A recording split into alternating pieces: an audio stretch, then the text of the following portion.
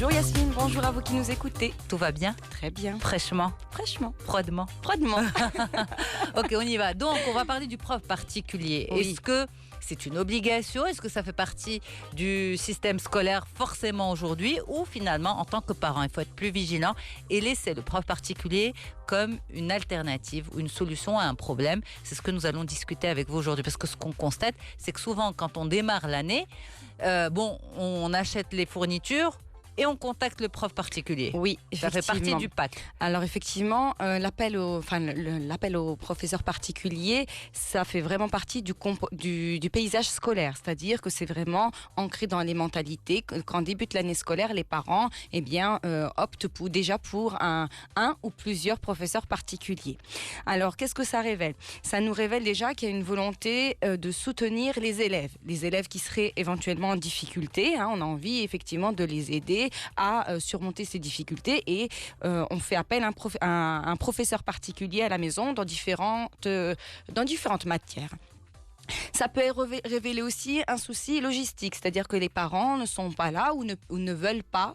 Donc ne peuvent pas parce qu'ils ne sont pas là ou ne peuvent pas parce qu'ils n'ont pas des capacités ou l'envie d'assumer ce rôle. Et à ce compte-là... C'est tabou ce point quand même, l'envie. L'envie, on peut ne pas avoir envie de rentrer, et puis d'une journée de travail, d'enchaîner sur les devoirs. Exactement, d'enchaîner sur les devoirs ou d'avoir ce rapport-là, cette relation-là avec les enfants. Superviser, vérifier, c'est pas la même chose que faire. Oui, superviser, vérifier. Forcément, on rentre dans le... Quand on est là pour vérifier et superviser, forcément, on ne peut pas s'empêcher de rentrer, d'aller plus loin dans la... Oui, mais j'ai envie de dire, si votre enfant est en difficulté, vous êtes peut-être pas amené à réexpliquer à ce que le professeur particulier va faire. Mais vous allez vous assurer du suivi, oui, mais pas rentrer dans les détails. Mais par contre, l'école attend de nous d'entrer dans les détails. C'est pour ça que je disais, ça reste tabou quand même en tant que parent quand on n'a pas envie de faire ça, parce que on peut ne pas en avoir envie, c'est humain. On a l'impression qu'on n'a pas trop le choix en fait. Alors effectivement, on est quelque part aspiré dans un système où il faut absolument faire appel à ce prof particulier et effectivement où on attend des parents qu'ils soient présent. Oui. Présent, ça, c'est une réalité, c'est vrai. On a aussi des parents qui optent pour un professeur particulier pour compléter l'école. Je m'explique. Donc ce n'est pas que l'école n'assume pas son rôle d'éducation et d'instruction, mais les parents optent pour aller plus loin.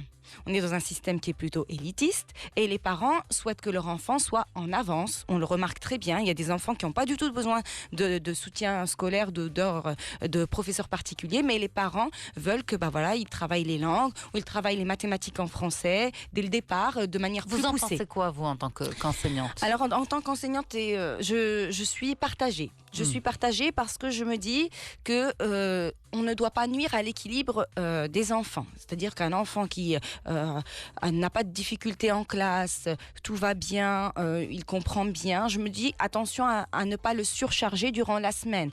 Au lieu d'avoir des activités ludiques, qui vont lui permettre de se divertir et puis de se dépenser, eh bien, il se retrouve à retravailler à l'issue de sa journée scolaire. Là, je dis aux parents attention. Il y a des enfants qui arrivent et qui me disent maîtresse, je suis trop fatiguée. Je suis très fatiguée. Aujourd'hui, j'ai physique, demain, j'ai mathématiques. À la maison. Oui, à la maison ou on les emmène chez un professeur particulier. Donc, après, j'ai français. Je n'ai pas de jour pour me reposer, mis à part le basket. Oui. Voilà, par exemple, un sport lambda que l'enfant a choisi. Donc, c'est vraiment une réalité. Il faut vraiment avoir conscience que le professeur particulier, il est là du CP à la terminale. Est-ce que c'est une bonne chose? Alors, des fois, je me dis que ça peut être une bonne chose quand un parent arrive et qu'il est dans une détresse, c'est-à-dire qu'il voit que son enfant n'y arrive pas à l'école, il y a de réelles difficultés. Ça m'arrive au sein de mon cabinet, le parent arrive, me dit voilà, on est totalement dépassé, on voit que ça va pas à l'école, ils nous disent que ça va pas et on ne sait pas comment on pourrait l'aider. Et là, le professeur particulier, il peut avoir sa place quand on est face à une situation vraiment de grande détresse. Oui. Alors cette grande détresse, la trame derrière, c'est quoi? Qu'est-ce que vous retrouvez en général? Qu'est-ce qui fait que certains élèves se retrouvent en grande détresse scolaire? Alors déjà, l'acquisition des fondamentaux. Pour moi, qui enseigne le français. Les enfants qui viennent me voir essentiellement ont des difficultés liées à la lecture, à l'acquisition de la lecture. Ils arrivent en CE1 ou en CE2, donc en deuxième année, troisième année pour l'école marocaine, et en fait, ils ne maîtrisent pas la lecture. Et là, j'ai un cas là de pas plus tard que la semaine dernière. Il y a une maman qui vient donc en grande détresse. Voilà, écoutez, on ne sait plus ce qu'on doit faire. On a changé d'établissement scolaire parce qu'on s'est aperçu que ça n'allait pas. Et puis là, le nouvel établissement nous dit qu'il y a un réel problème de niveau. Qu'est-ce qu'on peut faire? Je m'aperçois en discutant avec la petite et puis en la faisant travailler qu'elle a peur. Qu'elle ne parle pas, donc elle n'ose pas s'exprimer par rapport à la lecture, elle n'ose pas lire, hein, et que tous les sons complexes ne sont pas acquis.